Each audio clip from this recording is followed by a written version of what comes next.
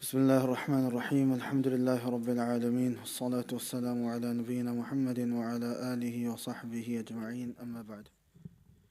Today inshallah we'll just go through the exam بإذن الله تعالى and then we'll take a break, meaning no lesson on Thursday in preparation for the Dora بإذن الله تعالى, because then you're going to have more than enough lessons to occupy yourself with, because the lessons are from Friday starting on Maghrib all the way until Thursday after Isha 11 p.m. inshallah. So classes every day from Fajr all the way until Isha bi'idhnillahi ta'ala. And then after the Dora, I'll send a message out which day we will continue bi'idhnillahi ta'ala. I might give another week off after the Dora to give you guys a rest, and also I might be traveling, or I might just start straight away. All depends on how I feel after the Dora. So let's quickly go through the exam bi'idhnillahi ta'ala. Now the exam, how you guys find it? How was it? Hard? I tried to make it in the middle. Especially when it came to this Hadith Jibreel, I didn't ask as many detailed questions. I thought it's a lot. Let's make it easy for you guys. But then here and there were a few tricky questions as well. Maybe like mentioning the whole chain of narration. And if you learned it, alhamdulillah. If you didn't, then obviously you're going to struggle. So I tried to make it in the middle. If you revise, then you should, pass with flying colors, inshallah. If you didn't revise, then you might have failed. So the first question is easy. What is the takhrij of hadith number 1? And if you noticed, I did not mention the hadith itself in many of the questions. Right? That's for two reasons. Firstly, you should be memorizing these hadith. And secondly, even if you not memorize them, it's only 3 hadith. Right? We've gone over them so much, you should know which hadith is what and which hadith says what, even if you don't know the exact wording, word by word. So what's the takhrij of the first hadith?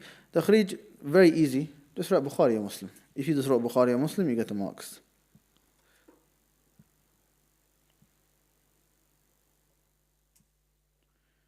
Okay, so that was 2 marks. 1 for Bukhari, 1 for Muslim.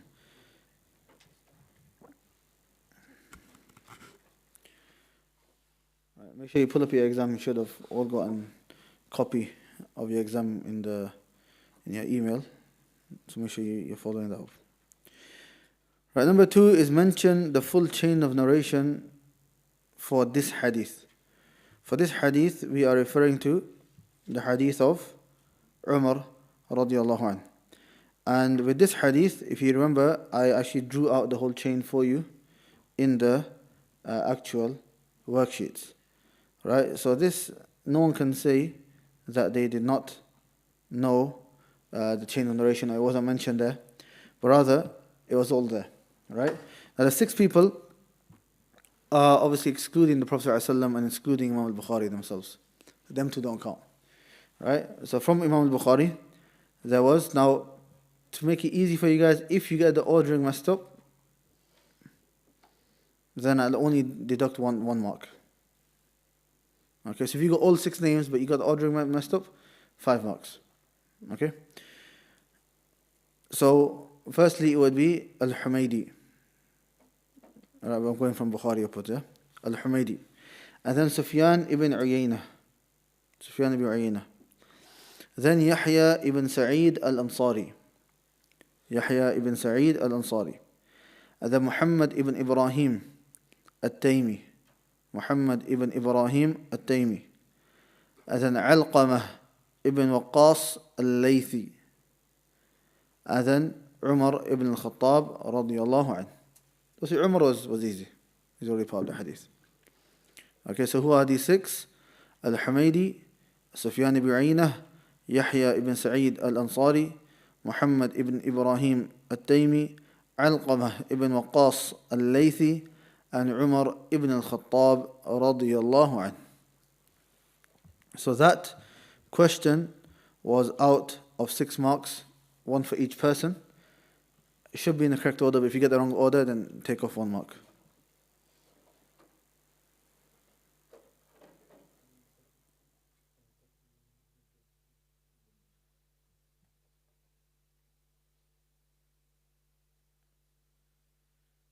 Question number 3. This hadith is, I give you a number of checkboxes right? If you had looked at how many marks, it shows you how many marks each question is, right? It's 3 marks. That means there are 3 questions, or 3 answers, sorry. Right? And even if you didn't see it, you should have worked out that there were 3. And the 3 answers are ahad, gharib, and marfu'. So gharib is a type of ahad, but if you call it ahad, that's fine. If you call it gharib, that's being more specific, but both are correct. Right? So if you go through each one, is it mutawatir? It's not mutawatir. Is it mashhur? It's not mashhur. Is it ahad? Yes, type of ahad. Is it gharib? Yes. Is it aziz? No. Is it marfu'? Yes, this is the statement of the Prophet ﷺ. Is it mawquf, maqtu' or qudsi? No, it's not. So the 3 answers are, it is ahad, gharib, and marfu'. That's 3 marks, 1 for each. Number 4, mention one statement of the scholars. Alright? So I think everyone went with Imam Shafi'i, rahimahullah, apart from 1 or 2. Right? Which Imam Shafi'i said that this hadith is a third of knowledge and it enters into 70 different chapters of fiqh. If you just wrote a third of knowledge,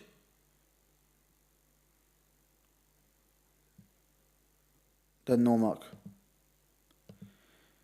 Right? You'd only get half. Okay, so with Imam Shafi'i's statement, there's 3 things. There's mentioning that it was Imam Shafi'i who said it, mentioning it's the third of knowledge, and mentioning that it enters into 70 chapters of fiqh. You only get the whole mark if you've written all 3 things. If you only written 2 out of the 3, you get half a mark. So if you just wrote it's a third of knowledge and it enters into 7 chapters of fiqh, but you didn't mention it was Imam Shafi'i, you got half a mark. Or if you mention Imam Shafi'i and say it's a third of knowledge, but you don't mention that ending, then you got half a mark. Okay, because it's important. When you hear Imam Shafi'i said this, automatically the statement has a weight to it. Right? It's not like anybody else saying this statement. Yeah? So 3 parts. Imam Shafi'i, a third of knowledge, and it enters into 70 chapters of fiqh, all 3 to get the mark.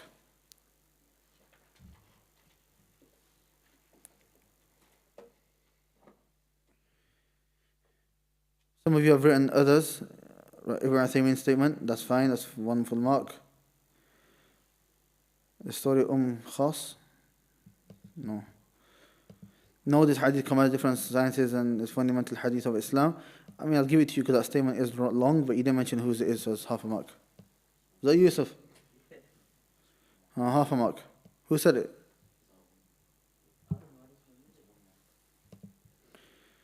Maybe Ibn Rajab or someone, or Khattabi.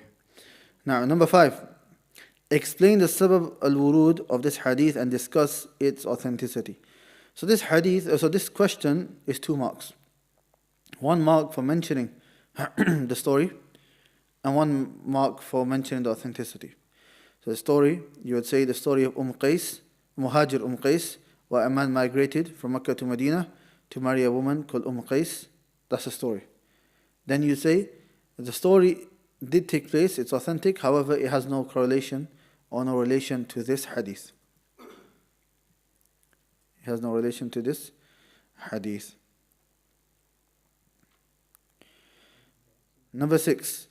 What are the different usages of the word niyyah? Somebody's giving me here the definition.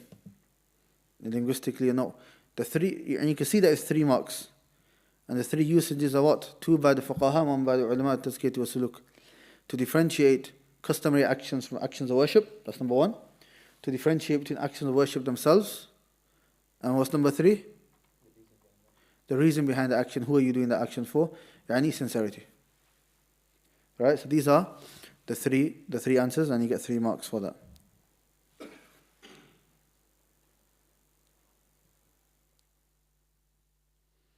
Number 7. Which actions do not require a niyyah? And here I just made it 3 marks. Okay, so you could have mentioned talaq, and you could mention turuk, that things you meant to stay away from. You can also mention staying away from sins. So different turuk and sins, even though they could overlap, we differentiate them because one thing is a sin, like this is something looked down upon Islamically. But then turuk are things which are not necessarily sins, but still things that you should stay away from.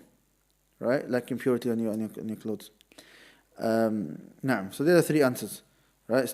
Turuk, talaq, and staying away from sins, or even doing righteous, even doing mubah actions. You don't need an intention to do a permissible action. So that's four things in total, to be honest, that you could have said, but you just need three of them to get three marks. Number 8, explain the difference of opinions amongst the scholars regarding the meaning of the first sentence of the hadith, verily actions are by the intentions. Just to help you out, I put in brackets, speak about the meaning of the word actions over here. Because that's what it's based upon. That's what the khilaf is based upon. So this is 4 marks. This is 4 marks, okay? Because for each one, I don't just want you to say, each one you mention the meaning of actions, that's 1 mark each for each opinion. And then you want to also explain how does that affect the sentence. Okay, that's 1 mark each, so that's 4 marks in total. So you would say, some ulama have said that actions here refer to actions of worship. So therefore, the meaning of the sentence is that verily actions of worship are accepted according to their intentions. Or you say, and the second opinion is that actions here refers to all actions. So therefore, the meaning of the sentence is that actions are accepted and rewarded according to their intentions. That's like a summary way. Or you could give it in more detail and say that if it's an act of worship, it gets accepted through its intention, and if it's a normal action, then it gets rewarded through its intention. Na'am.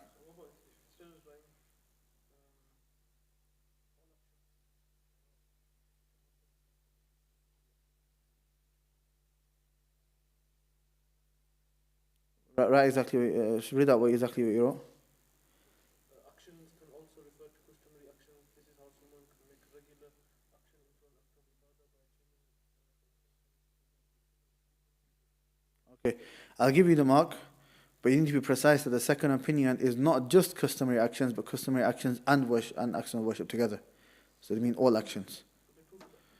Yeah, you can have it.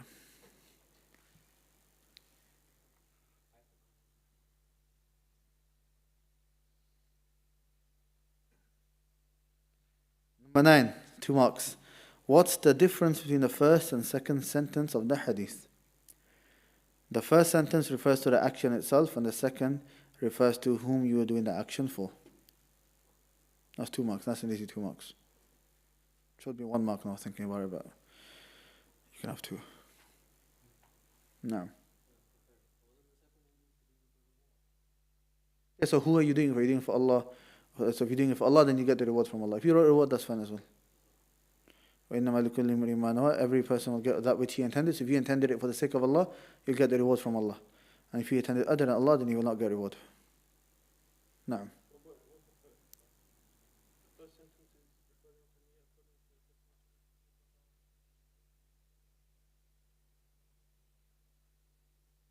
Very good. If you wrote that, I'll give you the mark as well. That the first sentence is referring to the word niyyah according to the usage of the fuqaha, whereas the second is referring to the usage of the ulama, tazkiyati wa suluk. That's fine as well. That's 2 marks.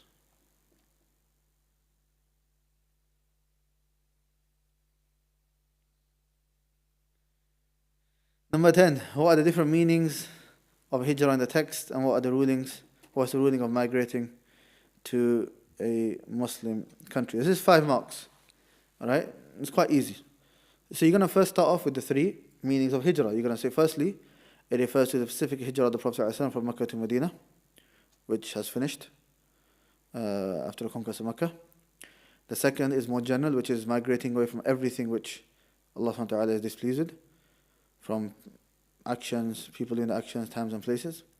And the third is migrating from the land of shirk to a land of Islam. And now from here you go into more detail. And the ruling of this is that there are 2 situations. So you get a mark for each situation. You can, it doesn't have to be the exact wording, but as long as you get these 2 points. If you are able to establish the symbols of your religion, then it's permissible for you to say, but it's still recommended for you to leave. But if you are not able to, then it is obligatory upon you to make hijrah. Understood?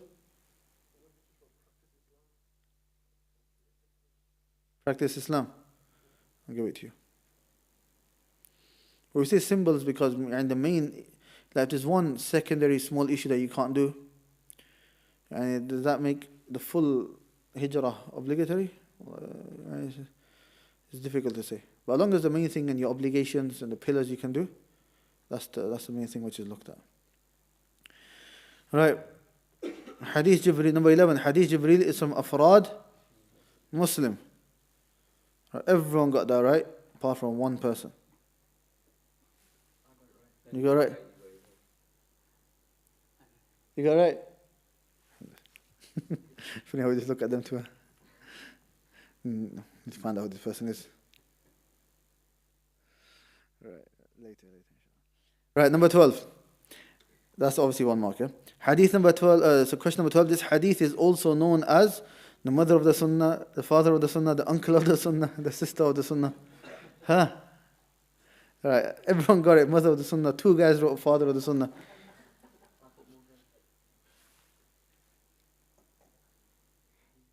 You put father in it?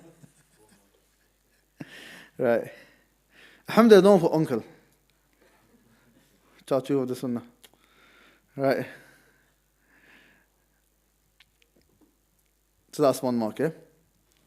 Number 13. How many questions is it? 20? 30, okay. 31, right. Number 13. Name 3 benefits from the first paragraph of the hadith when Jibreel alayhi salam says, "O Muhammad." So that's the whole thing. When Umar says that we were sat one day with the Prophet ﷺ, إِذْ طَلَعَ عَلَيْنَا رَجُلٌ, and a man came, إِذْ طَلَعَ عَلَيْنَا رَجُلٌ شَدِيدُ بَيَاضِ الثِّيَابِ, wearing extremely white clothes, all of it until he came. He sat in front of the Prophet ﷺ, hands on his thighs, all of that, and he said, "O Muhammad," all the way until there. Okay? And I call that the first paragraph because if you're memorizing, then the screenshot that I sent, that's basically the first paragraph. But that's, as you can see, that's all the introduction before the actual question comes. So I said, name 3 benefits. So in your own words, you could have said it shows the humility of the Prophet ﷺ sitting with the Sahaba, and not saying that, "Look, I'm a prophet, I can't sit with you." It shows the eagerness of the Sahaba to learn from those more knowledgeable than him, learning from the Prophet ﷺ. The benefit, Ibn Uthaymin rahimahullah said that it shows the permissibility of sitting with the people of knowledge with the condition that you don't waste their time. You could have talked about how a student of knowledge needs to wear the best clothing that he has when it comes to gatherings of knowledge or when it comes to the masjid. You could have mentioned that a student of knowledge should always sit as close as they can to the speaker or to the teacher or to the khatib. And these are all different benefits that you could have mentioned. Any others? Yes, he went to the best person straight to, the most knowledgeable, the Prophet sallallahu alaihi wasallam. There's 6 benefits you could have chosen, but I said when he mentioned 3, so that's 3 marks if you got 3 out of them. Number 14, mention the definition of Iman according to the majority of the Salaf and explain it. Right? So you get 1 mark for the statement and you get 2 marks for the explanation. So 1 mark is for saying statement and actions. The 2nd mark is for saying, i.e. statement of the hearts and tongue, and actions of the heart and limbs. And then the 3rd mark is for if you explain what that means or give an example for that. Right? So what's an example of the statement of the heart? Aqeedah, your belief itself. Believing that Allah exists and so on. And what does it mean statement of the tongue? Shahada, saying La ilaha illallah. What does it mean actions of the heart? Fear, love, hope, tawakkul, all of that. And what does it mean actions of the limbs? Salah, zakah, and all of that. Understood? So that's where your 3 marks come from.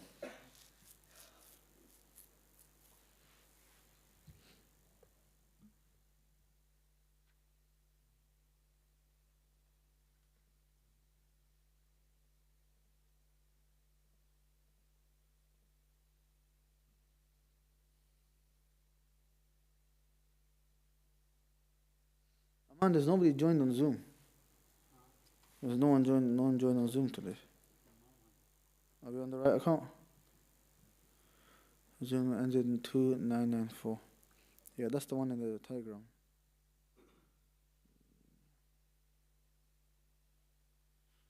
Alright, it's okay. What's wrong with this? Listen, did someone mess around with the mic setting, by the way?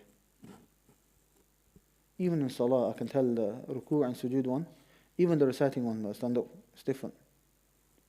The ruku and sujood doesn't pick up my voice as much. Even this, it's not picking up my voice as much. Unless I speak really loud. Huh? Find out. No one should be touching the mic settings without me now. Okay?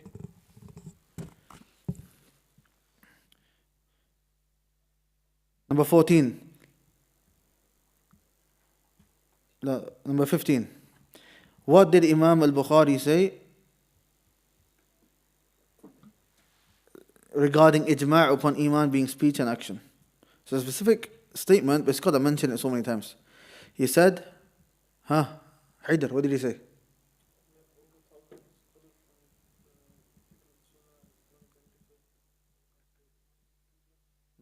99% there.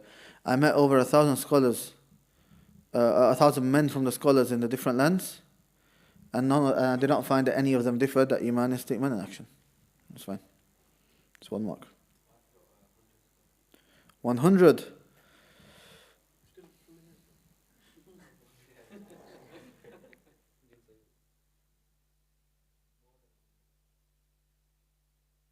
Half a mark. That's like that riddle. How many? Where's Abdurrahman's not here today? Ahmed, how many days have 28? How many months have 28 days in them? Only one. All of them have 28 days. Some have more. Right.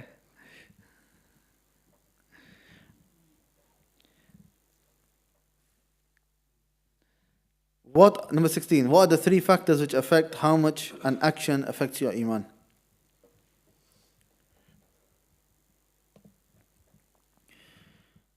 So 3 marks, if you just wrote the quality, which means sincerity and following the sunnah, the type, which means obligatory over the recommended ones, and lastly the amount.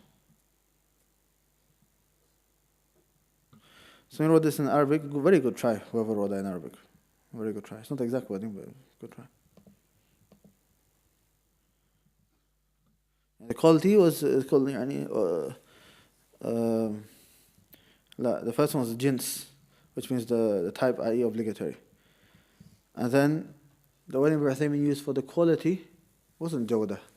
And the jawda does mean a small like contemporary word. I can't remember the exact wording he used, but he said adad, I think he said qadr instead of adad. وعلى كل حال. Number 17. What are the 3 things the heart of a believer should feel when committing a sin? Either he hates the sin, fears its punishment, or hopes for forgiveness.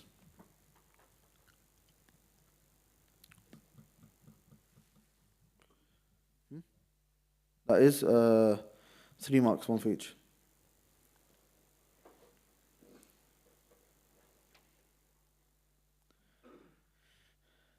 Guilt, remorse, fear, iman decreasing, wrong. Maybe just fear, 1 mark.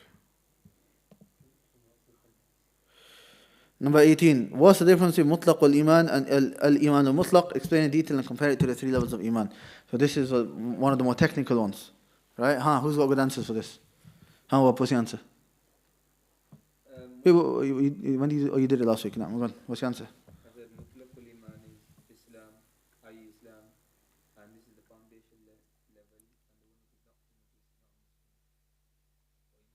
Okay, so fair enough. You said mutlaq al-iman is Islam. Should also add asl al-iman, the foundation of iman. But no problem, because you explained it, which is fine. What did you say? You said? A foundation level, the one who does not come with this is not Muslim. Khalas, I'll give that to you. Right. Now, where else? Al-iman al-mutlaq, now. It's level of iman and ihsan, them two, okay? It's recommended level to reach. That's it. So I'll give you 4 marks because you missed that 1 point, which is recommended, and there's an obligatory one. Al-iman al-mustahab wal-wajib. Okay? So that's what your 5 marks are. Your 5 marks, right? That's what they are. So you have 3 marks for explaining what each one is. Or you have, so you have 2 marks for explaining what each one is. Mutlaq al-iman and iman al-mutlaq.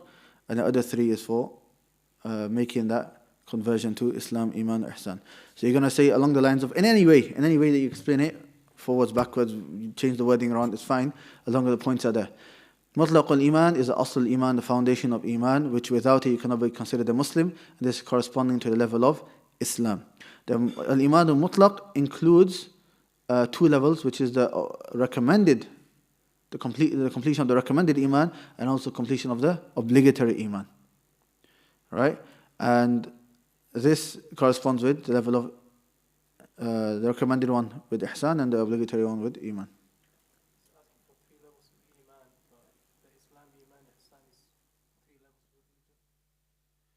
Naam, of the religion.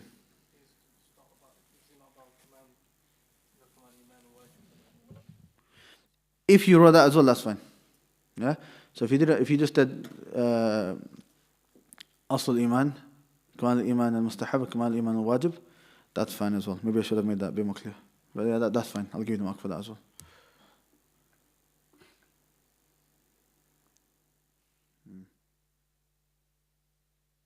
Let me change that to the religion actually.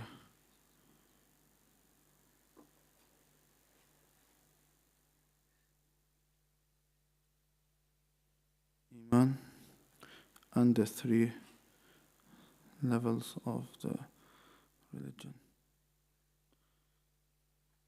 I'll make that 6 marks then.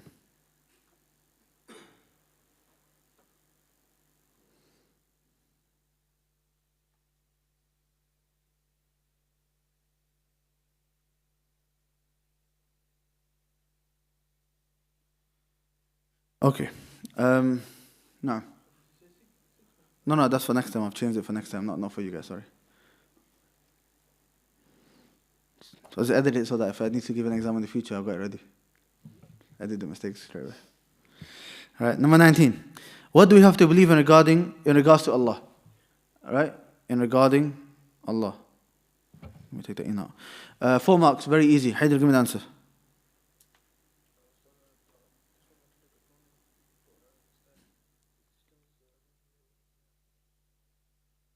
Yeah, so what's wrong with that?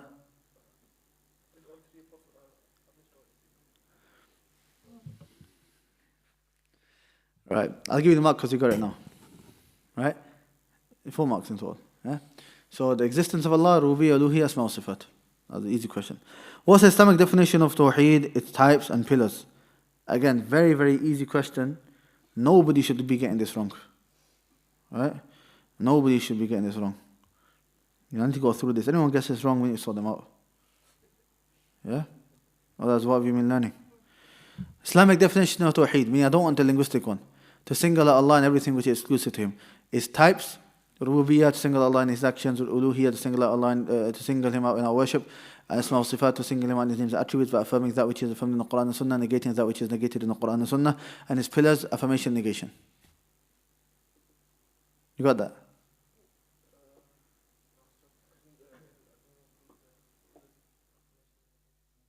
Missed out the pillars.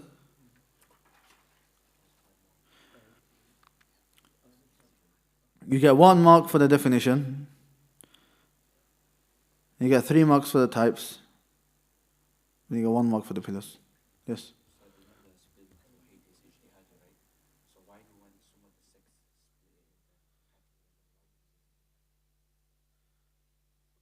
Because firstly, that comes under Rububiyyah. And secondly, it comes under it. So why separate it?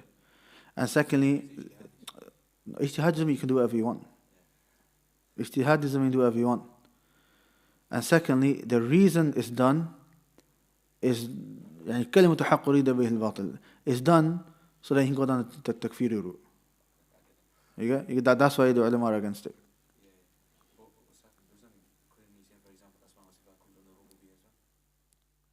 Not necessarily. Not necessarily. You can say Allah subhanahu wa ta'ala. What? Yeah, some do put it together.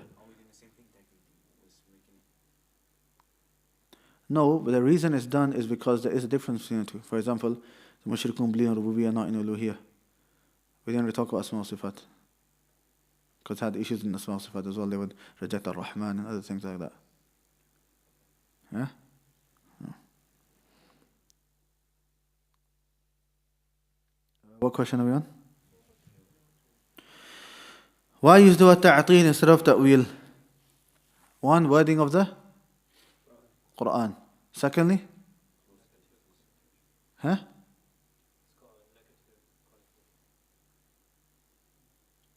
What's got a negative connotation? Ta'atil has a more repulsive meaning, na'am. Right, and what else? There's two types of ta'wil. It could be correct, it could be incorrect. So and ta'atil is all incorrect, so we stick with that. Anything else? Yeah, close to justice, that's close to justice meaning describing exactly what it is. It's ta'atil, it's not ta'wil. Refute the statement, so that's 3 marks. You know the 4 things, out of the 4, if you pick 3, that's fine. Number 20, Hamza. Haider.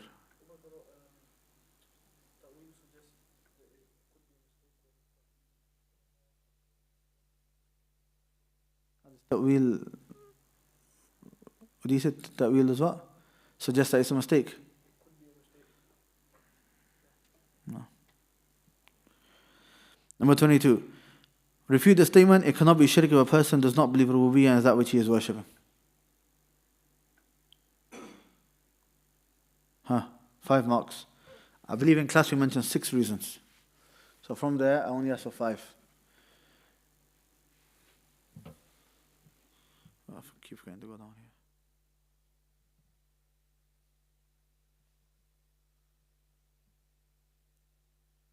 here. Who can give me some answers? Yeah, the Kuffar of Quraysh, how Allah SWT affirmed rububiyyah for them, but not uluhiyyah. That's number 1. Number 2.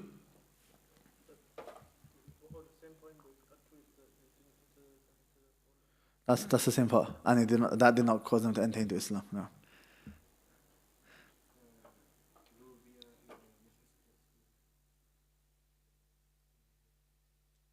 Rububiyyah necessitates uluhiyyah and uluhiyyah includes rububiyyah. But how does that mention this point?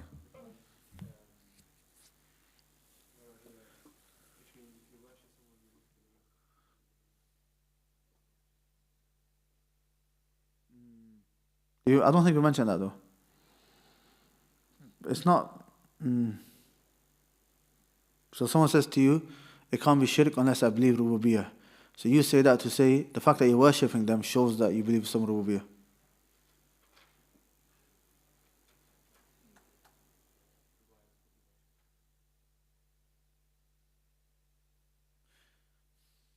You're using it the other way around. We normally use that link when somebody affirms rububiyyah and uluhiyyah for Allah subhanahu wa ta'ala. Do it properly, then it includes it. But does it always mean that when you do it to somebody else? That's the issue. We'll leave that point for now. Yeah. Musa alayhi salam with the ajal. Na'am. How many points is that? 2. How Allah times is 2 points. What else? Come on, we said the difference linguistically between Rabb and Ilah and uluhiyyah. We said also then believing rububiyyah and other than Allah is shirk in of itself, whether you have an action with it or not. We mentioned to make this condition, then you would say that so many of the actions of shirk that people do, all of them are correct because they don't believe rububiyyah. And likewise, you would end up doing the same thing with the kuffar of Quraysh. That's 5 answers, yeah? Naam, huh? Yeah. Yeah, so yes, that's naam.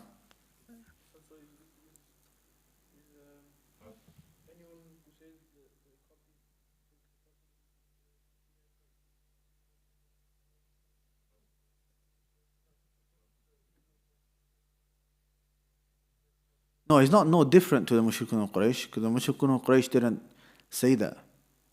They acknowledge that rububiyyah is different to uluhiyyah. That's one of the differences in Mushrikun of that time of Prophet ﷺ and Mushrikun of our time. We took this in Qad Arba'. They acknowledge what they were doing was shirk. The ones in our time, they don't. They think this is Muslim. That's 5 points, 1 for each point. Number 24. What do we have to believe in regarding the angels? 4 things. The existence, the roles and names and attributes. Do we accept the legislation before us? So 3 marks, the answer should have been, if it aligns with the Quran and Sunnah, then yes. If it goes against the Quran and Sunnah, then we reject it. And if our legislation has been silent regarding it, then we do not negate it, nor do we affirm it. And generally, there's no benefit in that either. The 3 marks for mentioning all 3.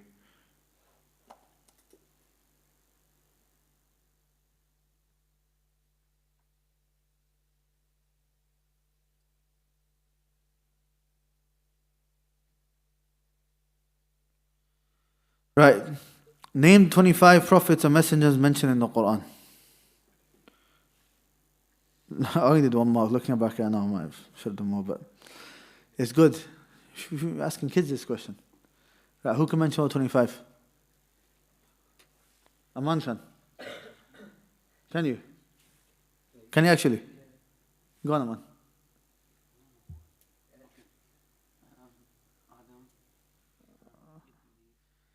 Adam Idris, Nuh,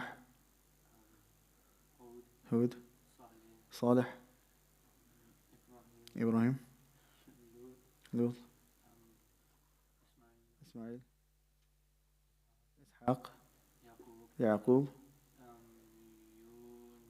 Yunus, Yusuf.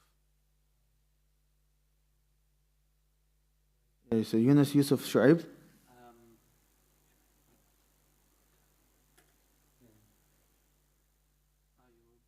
Ayub, Musa, Yahya, Dhul-Kifl, Dawood, Suleiman, Ilyas, Al-Yasa', Zakaria, Isa, Muhammad sallallahu alaihi wasallam. 1 left.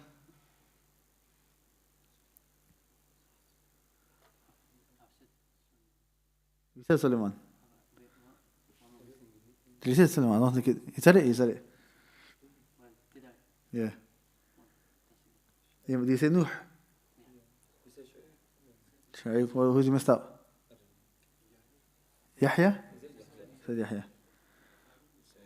Harun. He did that. He did that.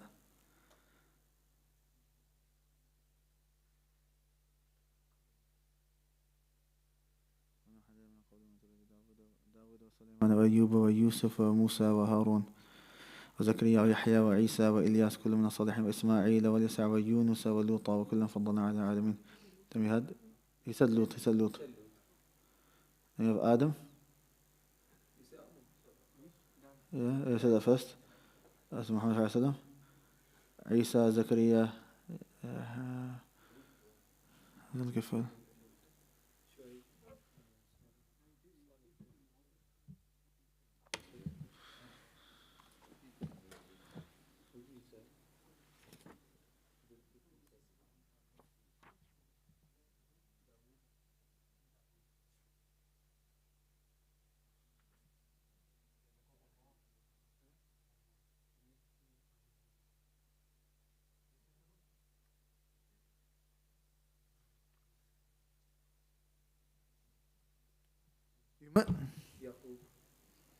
Yaqub, did you say Yaqub?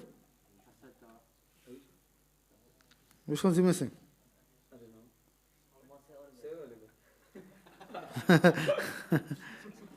على كل حال, look, I'll say them again, yeah? Everyone come with me. So we have Adam, Idris, Nuh, Hud, Salih, Ibrahim. He said, okay. Ibrahim, Lut, Ismail, Ishaq, Yaqub, Yusuf, Ayub, Shu'aib, Musa, Harun, Yunus, Dawood, Suleiman, Ilyas, Yasa', Zakaria, Yahya, Isa, Dhul-Kifl, and Muhammad sallallahu alaihi wasallam. He said Yunus. No, he said Ismail and Ishaq. He said them together. No, he didn't say Ismail. No, he went in order. He did. Yeah. على كل حال. Well done. You can have full marks. That's 1 mark. All that for 1 mark. You get 125. You only got 1 name? You get 125th. I got 20. You got 20. خلاص, if you got 20 or more, I'll give you the full mark. If you got 20 or more, I'll give you the full mark. Who do you miss out? Yasa'. Difficult one. Right. Question number 27.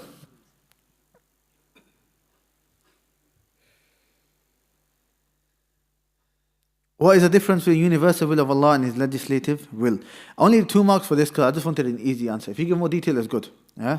But all you have to mention is the universal will of Allah subhanahu wa ta'ala is regarding things that will take place, and Allah may love it or He may not love it in of itself. As for the legislative will of Allah subhanahu wa ta'ala, these are things that Allah subhanahu wa ta'ala loves in of themselves, but they may take place or they may not take place. Yeah, that's the minimum that you're right now.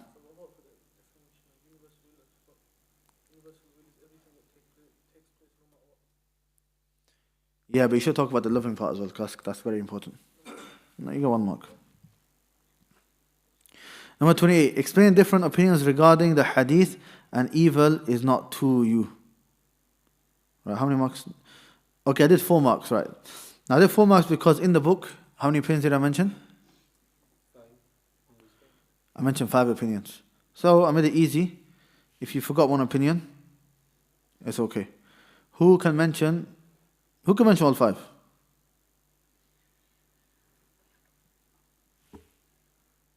Okay, who can mention 4?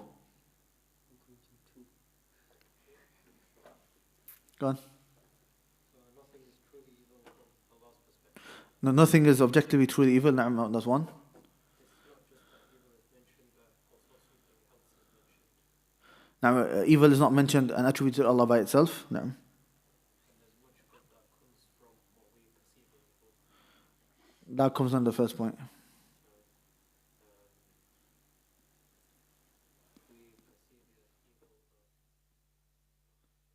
Like the same point. Evil is not ascend to Allah. You can't get closer to Allah with evil. Okay, ahsant.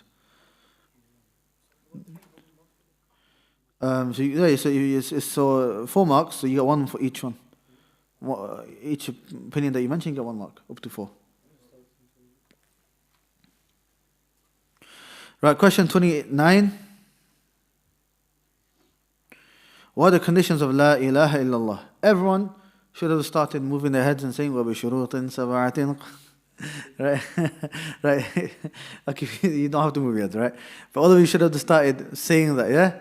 وبشروط 7 قد قيدت وفي نصوص الوحي حقا وردت فإنه لم ينتفع قائلها بالنطق إلا حيث يستكملها العلم واليقين والقبول. To knowledge, certainty, acceptance. والانقياد فدر ما أقول, submission or obedience. And then والصدق والإخلاص والمحبة. الصدق, truthfulness. Al-ikhlas, sincerity. And mahabba, love. That's 7. What's the 8th one? So stay away from all of the nawaqid, stay away from all of the nullifiers. That's the 9th one. If you're going to add the 9th one, but then I don't ask for 9. It's 8 marks. Should have 8.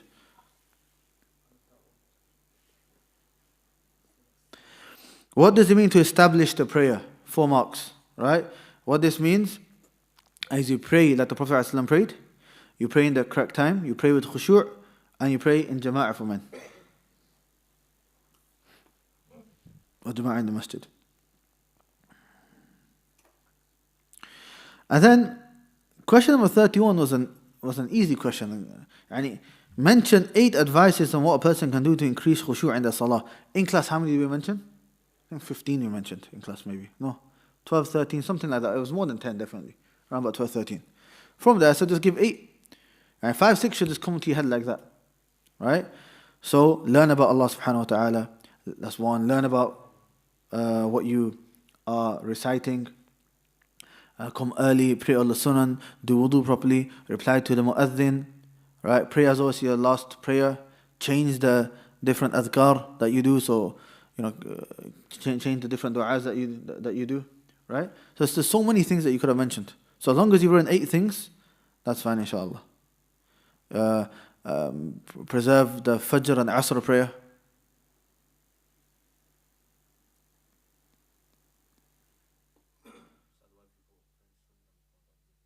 Yeah, pray Sunnah before obligatory, that's fine.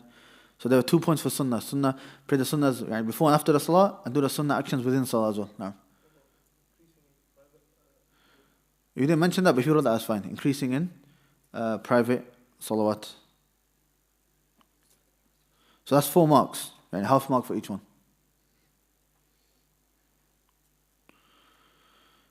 Okay, and alhamdulillah, feedback, most of the feedback is basically saying that the exam was fair. A lot easier than previous test. I tried to go easy on you, but people are saying it's easy now. I have to go back to being hard. I got to keep you on your toes. Sometimes it could be a really stressful one where you get depressed for the whole week. And sometimes you just come out happy. But I can't always just make it easy. Yeah? Right, okay, what today inshallah is that you count all your marks, inshallah. Let me know what you got, and also send it to Brother Qasim's number. Not his, those are his private number, normal number. Don't send it to that, send it to his work number, which we've shared in the group before. No. Yeah? Oh, you took him late, innit?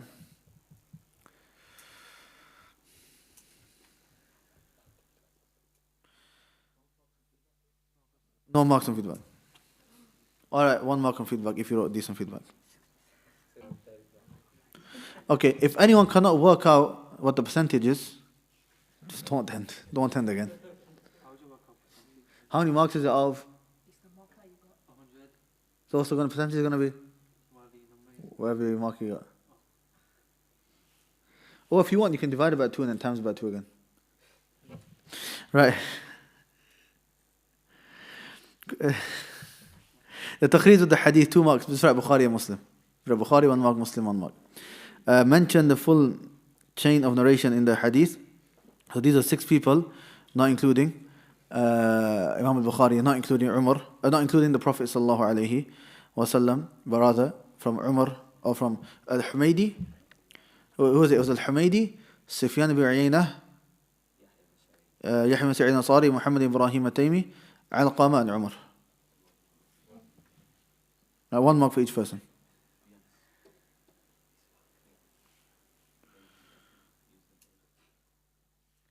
Okay?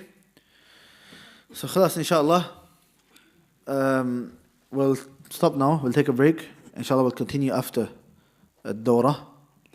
So no classes Thursday to prepare you guys for the Dora, inshallah. After the Dora, I'll send a message out which day we will be resuming the lessons with ta'ala.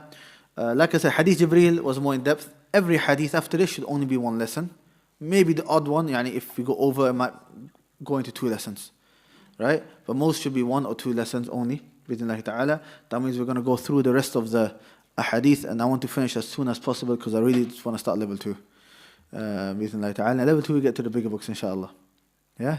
Ahmed will like those books, inshallah. Right? Class, any questions?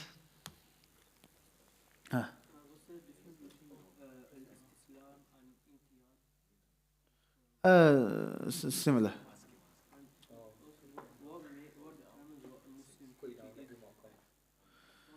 What makes something a Muslim country? That is an issue where ulama differ. So some say it depends on the population. If there's more Muslims, it's a Muslim country. Some say if the symbols of Islam are widespread, then it's a Muslim country. Some ulama say it depends on the constitution of the country. If the laws is based upon Quran and Sunnah or the Sharia, then it's a Muslim country. And there's other opinions as well. This is a topic. This is studied in some branches of fiqh, but we studied as a separate science. It's called Siyasa Shar'iyya, Islamic politics. So we did 2 semesters on that. And my last semester, Sheikh Bu'ijan taught me Islamic politics, the Imam al-Haram. And it was funny because he taught us for a few weeks, and then COVID happened. So everything went online. Khalas, never saw him again. I was actually, a lot of people don't know, I was reciting Quran to him as well at the same time, trying to get ijazah. But as soon as COVID happened, khalas. Didn't hear from him until like a week or 2 before the exam. He rang me. He goes, right, I'm going to send you a PDF to send it to all the students, tell them the exam's on this. Khalas. That was it. But نعم, there's a lot of khilaf on it. Right. سبحانك اللهم وبحمدك أشهد أن لا إله إلا أنت أستغفرك وأتوب إليك.